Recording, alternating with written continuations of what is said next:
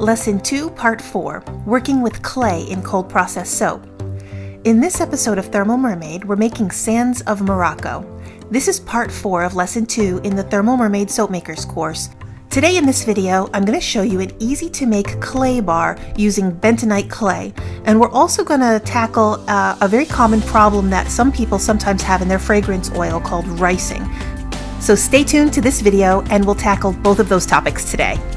Bentonite is the least expensive of all the clay choices out there, and it has a robust list of qualities in beauty products. You probably most commonly think of mud masks when you think of clay.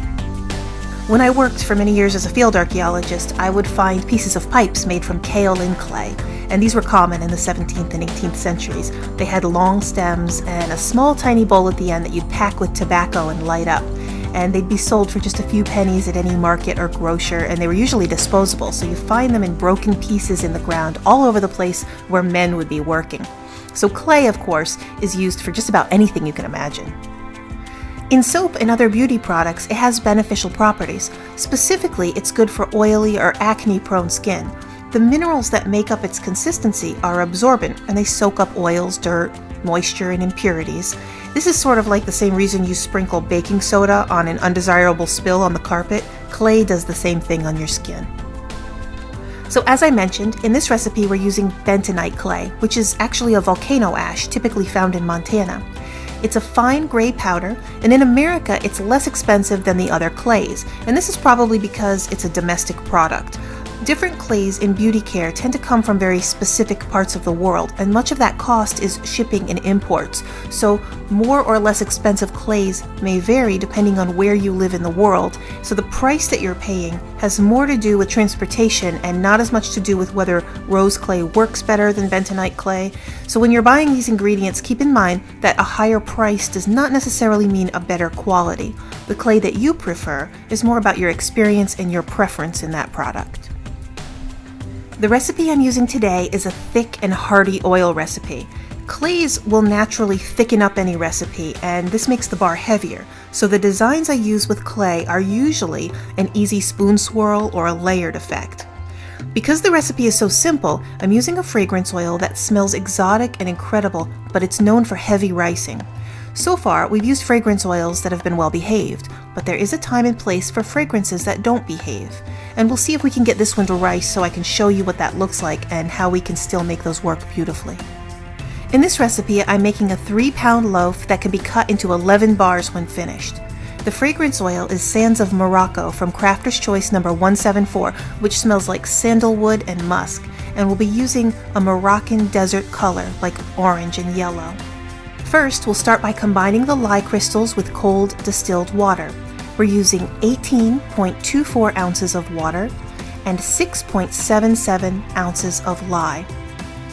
Because we have a finicky fragrance oil, I definitely don't want to start taking shortcuts, so I need to make sure that this cools to room temperature before we move forward. Next, we'll make the oil combination. This recipe will use a combination that should give us a hard bar with a creamy conditioning lather. In this combination with the clay, it will make for a nice silky facial bar that won't bubble too much, which I think is how clay is best used.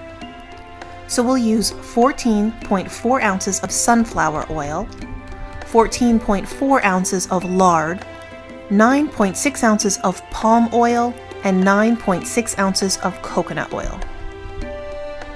Once these have cooled to a temperature within 15 degrees of each other, we'll blend with a stick blender until they're emulsified. I'm going to separate this into 4 parts, with one part being just a bit larger than the rest. Take a look at the surface of the soap in the cups. You'll see that there's still a slick, oily sheen floating to the surface, and this means that the oil isn't completely mixed with the lye water. We still have plenty more mixing to do, and I'm anticipating the soap to become thick, so I'm trying to control it from the start. In the largest part, I'm adding 1 ounce of bentonite clay. Now it might be tempting to pack this part with a lot of clay, but 1 ounce is a lot, and if you use too much, then the texture will get clumpy and flaky, just like when you see clay on a riverbank and it starts to break apart. So if you want these to cut and cure nicely, then definitely don't put too much in. In one part, I'm going to leave it just the natural color, and in one part I have Yellow Lake number 5, and in the final part we have Soapberry Orange. Now I'm going to get these colored before adding the fragrance, which will change the texture and the color. Now once everything's prepared, I'm going to add the fragrance oil. Now you can do this in any combination of ways, but I'm going to add the fragrance to the clay and the natural soap only. Sands of Morocco has 5% vanilla in the formula, and this is going to turn the soap brown over time unless I put a vanilla stabilizer in the recipe.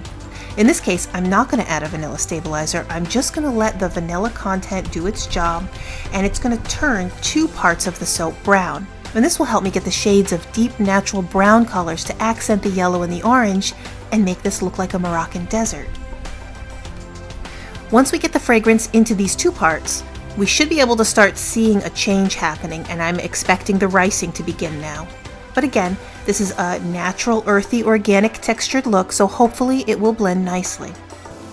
Now as I'm mixing this, I can see a different texture change in the 2 cups with the fragrance oil to my eye that seems just too subtle to pick up on the camera.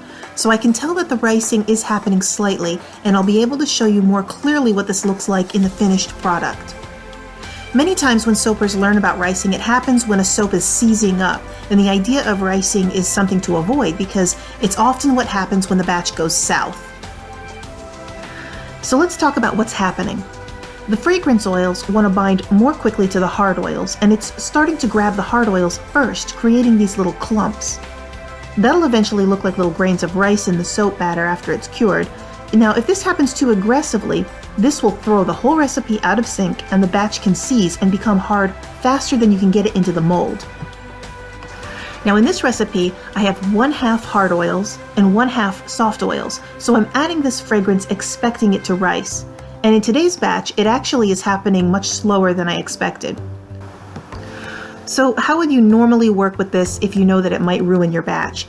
Well, my best advice is to plan your recipe around the feature of the ricing if the fragrance oil is problematic.